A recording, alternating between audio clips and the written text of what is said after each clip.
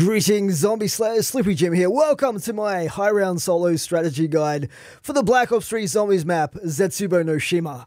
It has taken me a few weeks to get this guide together. I did record some footage in the first couple of days that this map came out, but later on, Treyarch patched in some drastic changes to some of the weapons that are available in the game that made me change up my strategies and completely rethink what I was going to bring you guys. Plus, they also broke some of the major mechanics involved in getting certain things in the game. So now I feel that the map is at a fairly stable point where I'm confident in giving you guys some information and some strategies that will stand the test of time. Now, if you haven't watched one of my solo high round strategy guides for zombies before, I have released these for every single map since World at War, Black Ops 2, etc., all the way through to Black Ops 3. And what these are basically, I will show you every single step of the way, complete gameplay through from round 1 through to round 30 and beyond, so that you can see how I set up, how I think through decisions that I make, the equipment I use, the weapons that I choose, and how I get things done. In my personal opinion, that's probably more helpful for a newer player than just showing you like 30 seconds of me training in a super high round. So that's how I do my strategy guides. This time I'm also going to be putting links that you can click on in the description of each part of this series so that you can quickly find certain things if you just want to find out how to do one particular thing in the map. Anyway, let's get started here, guys. Let's get into the game. Alright, so having swum our way to shore from the sinking ship, we have found ourselves on the island here.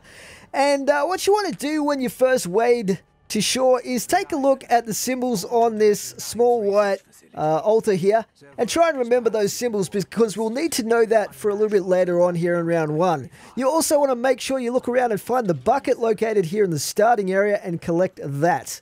I like to throw a grenade to destroy the cobwebs off the Gobblegum machine. That gives you access to the machine, but it also is a potential trial for us that we might get later on, so might as well get started on it earlier. So you want to build up as many points as you can, but leave one zombie alive. So what I like to do is to shoot the zombies with your full magazine in one of their legs and then knife them for the final kill to get extra points. Make sure you have the anywhere but here Gobblegum. Everything else is optional, but I do find most of those Gobblegums that I have that you saw just there are really helpful for this map, unless you want to go crazy with your Perkaholics or something like that, but I didn't want to include those because this is a guide that hopefully is going to be helpful for new players that might not have a lot of those to spare. Now, you are going to get a seed here in the first round, so you want to plant that down. If you have the blue water, you want to water the plant straight away and just plant it in this location right here. If you get one of the other two colors of water, the green or the purple water, you want to plant the seed at the back area here where we're going through now, where the ritual altar and so forth is located. Now, on this particular pillar, you're going to see 3 trials. So these will change and be random each game, but we are going to have to complete those in order to unlock a really cool special weapon. Now, we're picking up from that altar the skull that matches the symbol that we looked at on that smaller altar in the starting area. So you want to take that skull with you and put it on the altar. Now, when you do that, you will get a bunch of zombies spawning in that have kind of like green sort of, I don't know what that is, like spores coming off them, I guess, for this map. These zombies will not attack you unless you get between them and the altar, as you can see there, and that one slapped me. But you can very easily kill these dudes. Unfortunately, they don't give you points, but they can still drop things occasionally, like your, you know, your usual drops, like even max ammos, double points, stuff like that. Occasionally, or a seed. So anyway, you want to kill all these guys, just watch out for the one zombie you're keeping alive, and eventually if you protect the skull for long enough, it will cleanse itself, and you can head on back to the altar where you picked it up originally and just place it back down there. I like to grab one of the other skulls as well. You don't really know which skull you're going to need for the next area, but I just like to pick up one anyway. Take it with me, saves me coming back here and collecting. And after that, what you want to do is just kill the final zombie. So then you're ready for round 2, and you want to build as many points as you can as we head into round 2. Just make sure that you're remembering these trials that you have to do as well. So all of the trials, once you get used to them, are pretty easy. If any of you guys have any questions about how to do certain trials, leave them in the comments section, and either myself or one of the other people that are watching this video can help you out with the answers to that. The only one I find really time-consuming is the one where you have to kill a Thrasher before it becomes enraged, but all of the other ones are super easy. Some take a little bit longer than others. So heading into the second round, you'll notice that our seed has grown into a small little plant. And if you want to get the very best result out of your plant, you need to water it every round for 3 consecutive rounds to get the best plant. But as I said before, if you've only got the one of the other colors apart from blue for your first dose of water that you got with the bucket when you picked it up, then you just want to water that one plant, that first seed once with that water and just leave it, because there's like a 1 in 3 chance that you'll get the particular plant that grows with that particular color water. But if it's the blue seed, you want to keep watering it, because the blue water will have access to in round 2 here. So anyway, once you've built up about 1,500 points, you can head on through and open up the next two doors. These will give you access to the blue water location. Now, I'll talk more about what all the different colored waters do and all the plants that they make and stuff like that as we go through, because it is quite complicated. I have a specific guide on this on my channel as well if you want to get a head start on learning about that. But anyway, this is the location right here at the back of Lab A, where you can pick up the blue Element 115 water.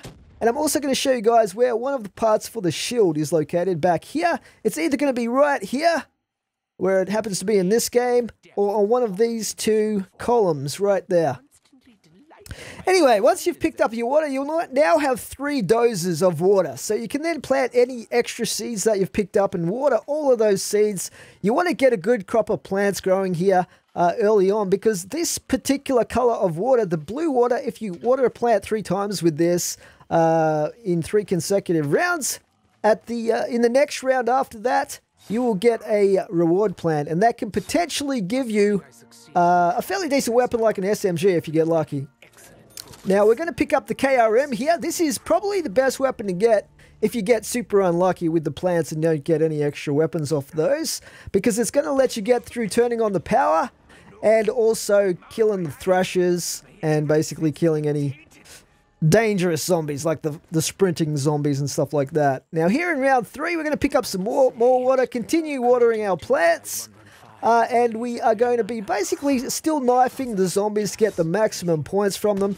If there are any fast zombies that look like they might be dangerous, you want to just take them out with the headshots with your KRM.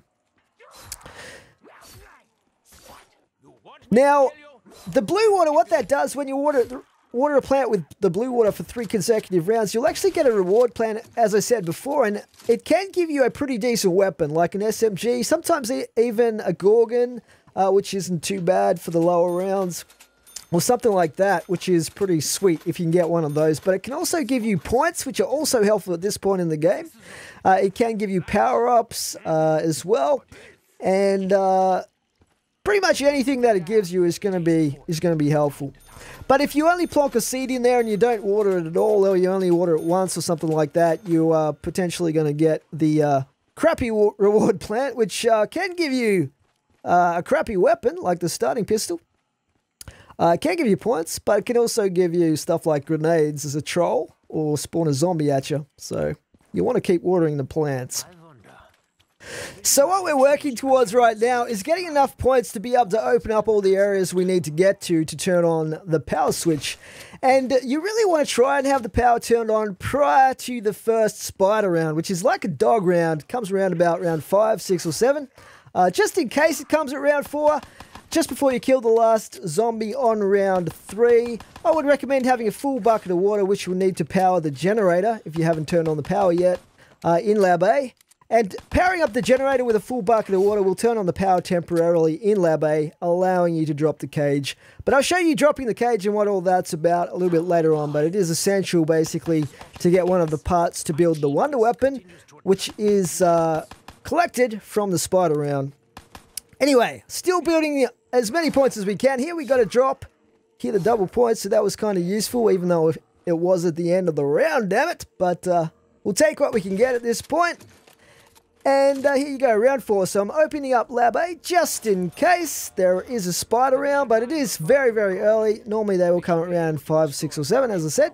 And now we're going through and watering the plants again. So our plant down the bottom in the spawn area should be ready now because we've watered it 3 times. And as you can see, we've got a fully grown, mature reward plant. So we're going to see what we're going to get out of this thing. And on this occasion, we get lucky and we get the Razorback, which is pretty cool that they put this weapon in zombies. Even if it's not really that much different from a lot of the other SMGs that are already in our weapon kits, but it's always good to have some variety. I also like the fact that you kind of get random attachments on it when you pick it up as well. So anyway, we're heading through to the next area where Lab B is located, and through here we're going to get another part for the zombie shield. So I'll show you all 3 locations once again where you can potentially find this part for the shield. All the parts for the buildables do spawn in different locations each game, but they're always the same 3 locations. One of the 3 locations that I'll point out to here. This tree right here, the base of this tree up here, and also the 3rd tree where it's located here in this game on the way up to Lab B right here. So we're going to collect that. We've only got 1 more part before we can build the zombie shield. Now I'm going to leave these 2 doors closed, which is helpful if you use a particular strategy here in this map, but we'll get to that a bit later. The key thing is, if you're wondering why I'm going around the long way all the time, it's because I want to keep those 2 doors closed as long as possible. Anyway, we are pretty much ready to head on through to where we can get into the bunker location now.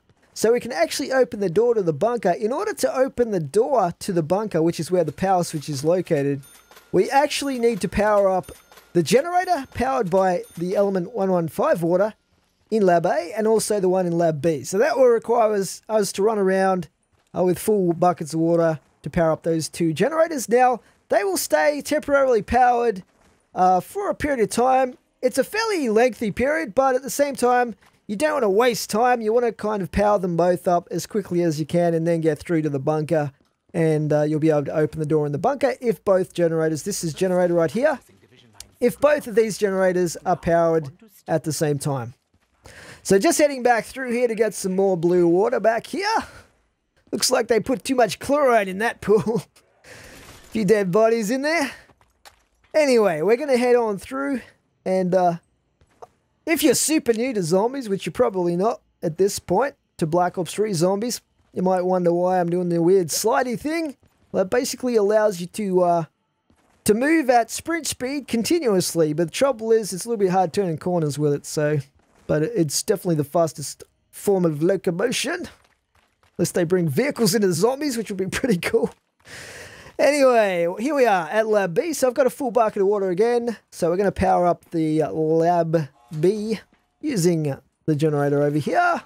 So now both of these temporary power generators are powered up, and these are both linked to the bunker. So once you get to the bunker, and you'll see the 2 green lights indicating that both of those temporary power generators are powered up, you will be able to open the bunker door. Once you have the bunker door open, you don't need to repower those generators again in order to access the bunker. So we're going to head on through. Now, one thing to keep in mind is that when you open the bunker door, you'll have like 4 zombies spawn in there. And there's a spore there that will immediately turn one of them into a thrasher, which is like a zombie boss. So here we go right now. Now you want to shoot as quickly as you possibly can at the zombie that's morphing into a thrasher if you want to kill it quickly. Especially if it's one of your challenges. If one of your trial challenges is to kill a zombie while it's transforming, then that one will give you one of those that you need for that. If it's one of the other trials that you have, like shooting the heads off the transformed zombies, aka thrashers, then you probably want to let it transform and then shoot its head off, etc. Anyway, we now have the bunker open. I don't have enough points. I need 1,500 points in order to open the next door that gives us access to the power switch. So we are going to head into round 5 here. Now, because we haven't got the power turned on permanently, we may need a bucket of water in order to power up the generator. So just be prepared for that, because we're going to need the power on in Lab A in order to drop a cage if it is a spider round, so that we can get the part off the spider. So we're just going to, I'm desperately trying to get 1,500 points here. In fact, I might even get lucky. Let's see if we can get to 1,500. I think this might be the last zombie, so yeah, kind of a little bit late in the game to get 1,500. So we're going to go into round 5 here. Now you can see we already have the power turned on still from turning on the generator. So, but if the generator had powered off by this point, you would just dump another bucket of water in it. As it turns out, it's another regular zombie round, and it sounds like we have a Thrasher that's going to start harassing us. But I still have plenty of ammo in the KRM. You can always buy more off the wall. It's pretty cheap as well if you need it. This is a pretty decent gun for taking out the Thrashers. So these Thrashers are basically like the mutated zombies. The spores that you'll find located around the map basically emit almost like an orange colored gas when they get broken. And these have the possibility of transforming the zombies into these Thrasher boss zombies. But also occasionally, like every 5 rounds or so, you'll get a Thrasher or 2 spawning in, and you'll get more of them in the higher rounds. So basically, in order to kill them, you basically need to shoot the 3 orange glowing spots. But if you get some really powerful weapons later on, like the marshals, you can kill them really fast. And I'm going to show you guys 2 really easy ways to kill these Thrashers, like super quickly in the higher rounds later on in this series. But anyway, we're just doing it the slow, painful way here, using the KRM here at the moment, and just trying to take this guy down with as little risk as possible. So you want to, you know, just be aware of your surroundings. Don't get trapped by zombies back here in this starting area, and just watch the zombies that are going through that orange mist, because they do have potential to transform into Thrashers, particularly after round 5. Usually before round 5, the game won't do it to you. It kind of feels sorry for you because you're in a low round. I'm just trying to hit this reward pod here, but there's a few too many zombies, so I'm going to head up here and hit this this top one here.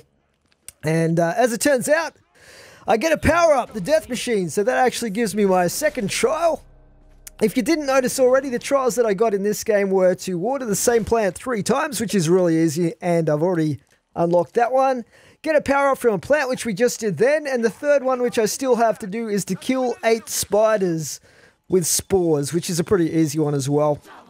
Although sometimes it drags it out to about round 10 if you don't kill enough in the first spider round, which is usually the case because you have to trap one in a cage. Anyway, we're going to head on down now to actually turn the power on. Now we have enough points to open the area where the power switch is located. Before we do that, I'm going to hit the Gobblegum machine. Now, you should have the Anywhere But Here Gobblegum slotted. If you do happen to get that one, you've got a 1 in 5 chance of getting it.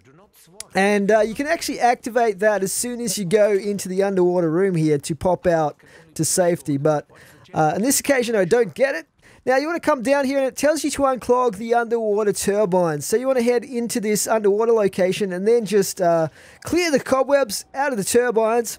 You can get air back from bursting that spore right there. But basically, if you don't have the Anywhere But Here Gobblegum, you want to hang at the back of this room in the corner here. Pop up every now and then to get air from this area above. And I like to do that when I'm reloading. Try to coordinate the reload with the getting of the oxygen. You'll have a bunch of zombies spawn in here. You'll be trapped in here for a while as well because the gate comes down and locks you in. These zombies don't give you any points unless you kill them behind the barriers, but if you do use the Anywhere But Here Gobblegum, you'll pop up and respawn outside of this room and all the zombies will respawn, and at that point they'll actually all give you points. So that's a really good way of getting extra points and getting them safely if you do happen to get that Gobblegum. But anyway, once you've killed enough of these zombies in this underwater room, the gate will open back up and the couple of zombies you left alive will come down the stairs. So just be careful you don't rush to get out of here and get trapped by those guys as you're trying to get up the stairs there. But also you're going to get a part for the Pack-a-Punch machine, which will get washed out of where the turbines are that you unclogged when you first entered this area. So you can go back and you can pick up that part, which we'll need later on to actually build the Pack-a-Punch machine. Now it's always in the same spot, this one, so it's pretty easy to get. So then you can turn the power on and we have permanent power in the map.